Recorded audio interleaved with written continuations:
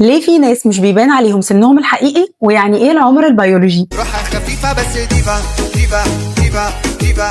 في حاجة لو عرفتي قيمتها صح هتغير نظرتك لعنايتك ببشرتك 180 درجة، اسمها مضادات الأكسدة، وهي السبب الحقيقي اللي بيخليكي تحافظي على نضارة بشرتك طول الوقت مهما عدى العمر عليه، لأن جسمك كل يوم بيتعرض لحاجات بتدمر الخلايا وبيأثر على عمرها، زي التلوث والتوتر والأكل الغير صحي والتعرض لأشعة الشمس وقلة النوم. الحاجات دي لما بتتعرضي ليها بتخلي بشرتك تطلع حاجة اسمها الجزيئات الحرة أو الفري راديكلز، ودي زي السموم اللي بتهاجم بشرتك وبتكسر الكولاجين اللي بيخليها دايما مشدودة ورطبة. هنا بيجي دور مضادات الأكسدة اللي بتحارب الفري راديكالز وتكسرها وتمنعها من إن هي تأذي بشرتك، يعني باختصار هي الدرع اللي بيحافظ على شباب بشرتك.